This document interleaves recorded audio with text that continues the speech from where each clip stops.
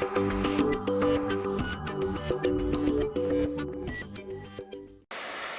and welcome to my playhouse, and today I'm gonna be playing around with an HP server. It's right down here on the floor, but first I'm gonna tell you about a little thing that I bought from China. The package is here, and the package says $8.20, and I didn't pay that for it. I actually only paid $1.21, and what I bought is kind of like an PS2 to USB adapter. This one is the one that I had that didn't work, and I bought a new one in China for $1.21, and this means that I can now control all my servers with that thing. Before I've been using a mouse and a keyboard, and they were on top of this keyboard. Now the mouse works on this keyboard and the keyboard as well, and it has a mouse. So for over $1, these two extra things are not necessary anymore, and that's so cool. I'll just show you the device. I just have to go around the back and take it out. Here it is, and it's more or less just like the other one that I had, but this one was not working. I don't know why. It's not. I had the package and everything for it, and had this for years, and it wasn't working on my servers. And then I thought, what the hell, I'll just try and buy a new one, see if that's good. And it did, it worked. And it was like $1.21. Why didn't I do this long time ago? So cool. And while you're at it, please give this video a thumbs up, even though you haven't seen the contents yet. The server we're gonna be playing with is this one.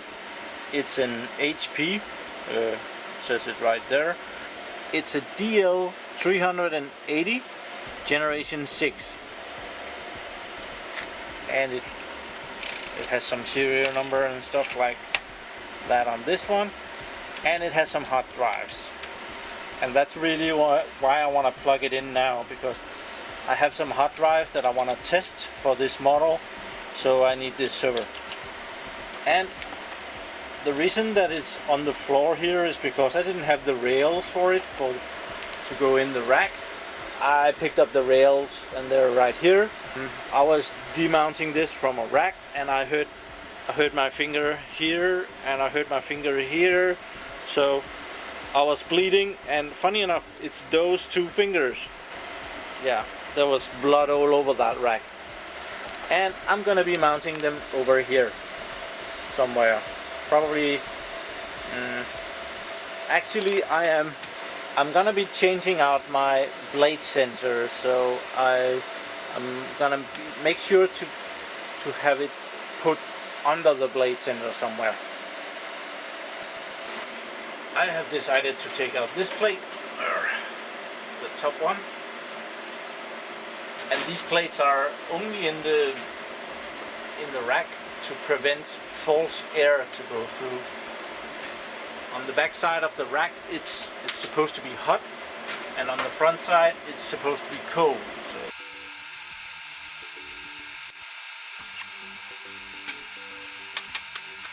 and I'll just measure out how much deeper the new blade center is, so that I don't, and I'm gonna put the new server just underneath that. This is a blade center E, model E, and I just got a blade center H, and we're just gonna go see how much taller that is.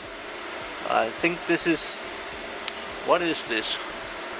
Is it 7U? Let's go see.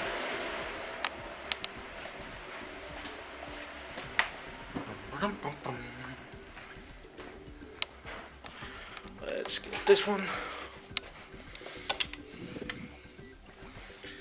And here's a bloody big blade center. I'm probably gonna be doing a video installing that too. It's 40 centimeters.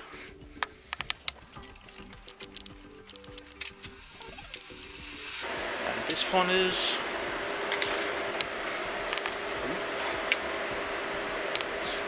it's about 30 centimeters, so it's, I'm guessing 2U. The new one is 2U bigger than this one. So if I stay 2U underneath this one, it should be good. These are the rails for this system, and it's often a lot of trouble to put this in, and the manuals that comes with it are very often very bad. These rails are exactly the same. When they're not the same, very often there will be somewhere on the back or somewhere on them where it will say left or right. This one just says front, and it doesn't even say back. So I just know that this one is to be on the front, and it doesn't matter which way it goes. It's gonna be good either way. So we're gonna put that in. And on these racks, 3 of these holes are 1U. So I have to put this down 2U. When I put this up to the rack, I can see that this rail covers 6 holes. 1, 2, 3, 4, 5, 6, and that's 2U's. That means that this piece is as wide as the server. Sometimes that's not the case, and you have to be careful to put the rail in the right height so that the server will be in the right spot. So, but I'm going to be putting this in 6U's down, or 6 of these things down. 1, 2, 3, 4, 5, 6, and we're going to be putting it in right there. And it's already in. And the other one.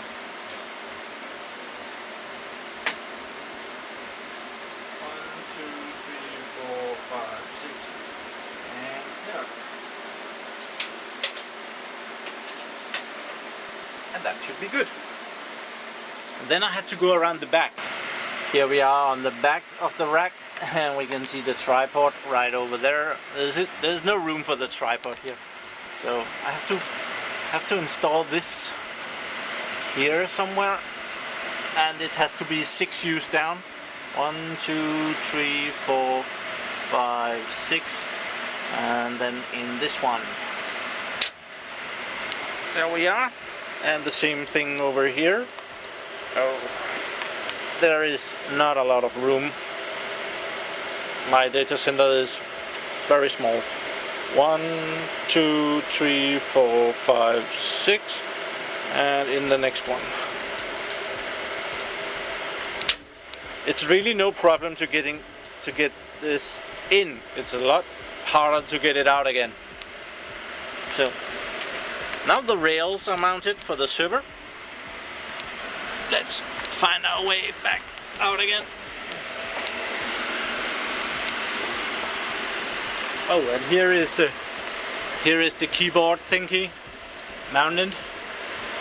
It comes out from the keyboard, and it goes into this thingy, and I'm extending it with a USB cable so that there's some length to it. For this server and most other servers, there's this cable management thing that comes with the server, and to be quite honest, I don't have the room for it on my setup.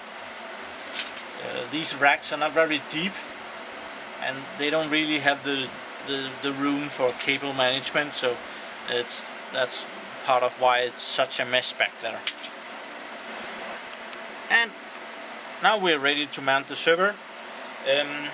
When you get the new server, these brackets that are on the server is not mounted. Can we see those? You might be able to see part of them. Yeah, these brackets, they come off. They have like a system to getting those off again, but they're not mounted. They are loose when the server is new. So you put those on and you put these in, and then it slides together with some luck. Let's just do this. There we are.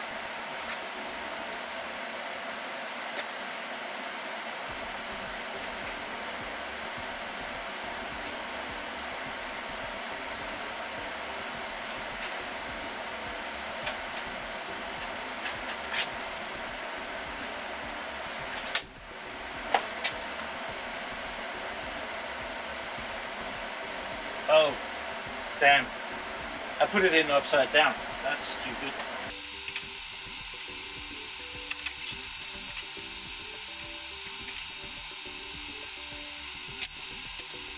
And we're gonna be putting some power on it. Oh.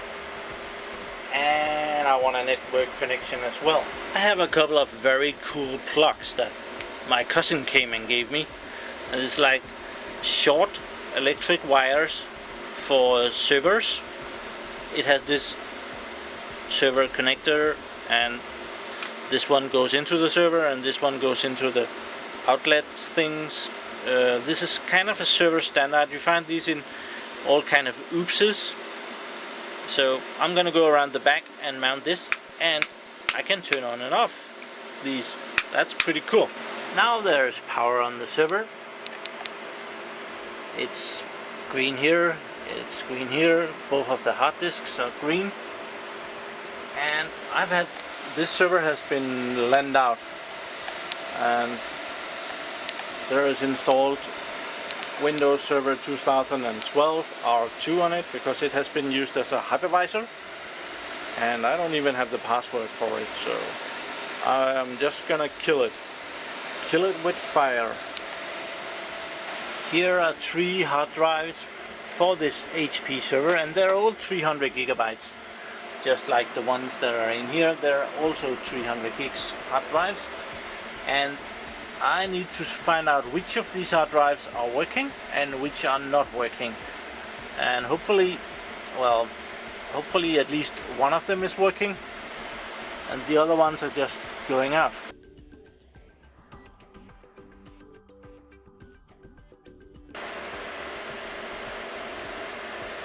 It takes a while to boot an HP server. At some point there will be a picture.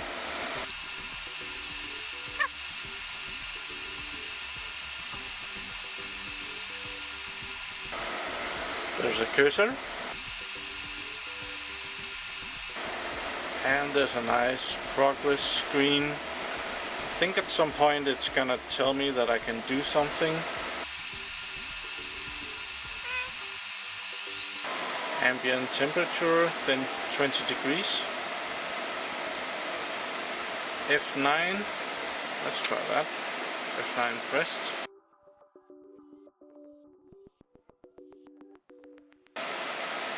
And we're in the BIOS. I didn't really find anything of big interest. The numbers for the servers are right over here. I might look into if there's a new BIOS. This one is from 2010. It's equipped with, I'm expecting that will be 72 gigabytes of memory. There are 2 processors, and they are both 2.4 gigahertz quad cores. So let's go out again.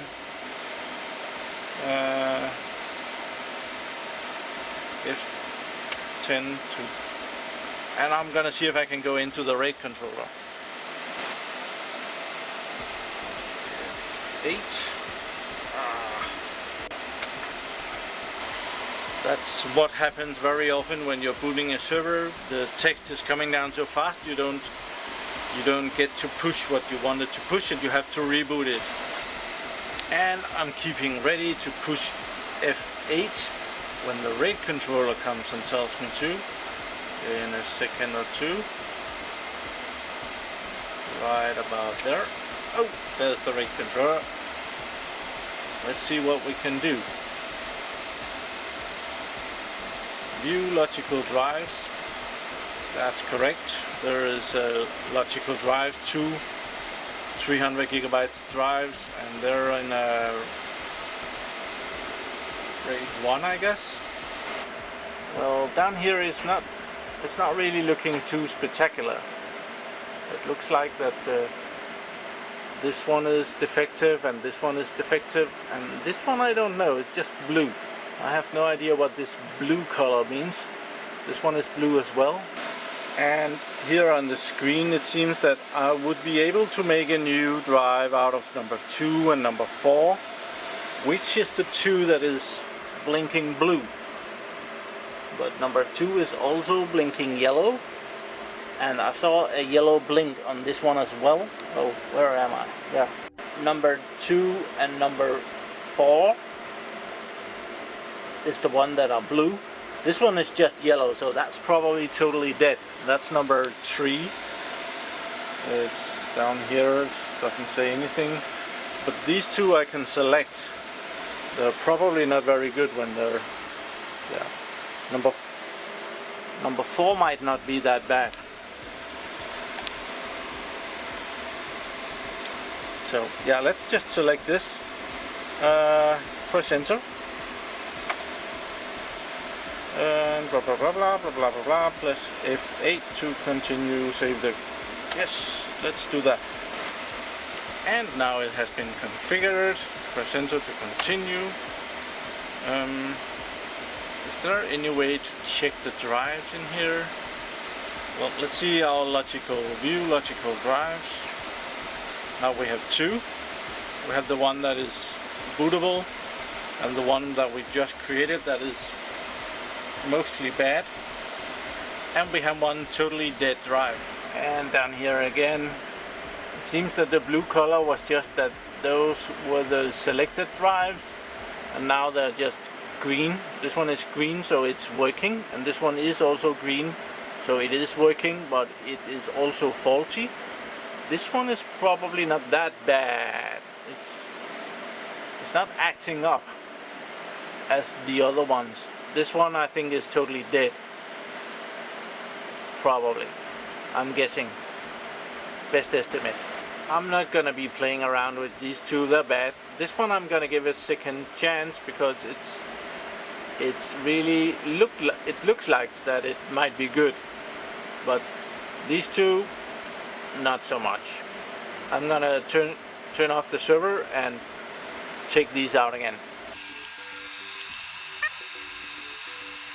And just power it off.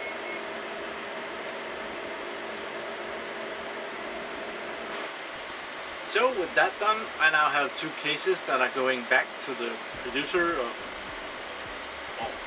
to the service provider of this server, and it was because we take out the bad disks of servers in production when they blink yellow without question, and we replace them with other ones, and then we exchange the bad ones. And before I just send bad ones back, I want to make sure that they are absolutely bad. So I actually found one that might be semi-good, so I'm gonna, in an emergency situation, it's better to have that one laying around on the shelf than these 2 that are absolutely dead. So I hope you enjoyed that video. Please give me that thumbs up, and I'll now that I have this server mounted, we might as well have a bigger look at this HP server. Thank you for watching. Do subscribe to my channel and have a really nice day. Bye bye.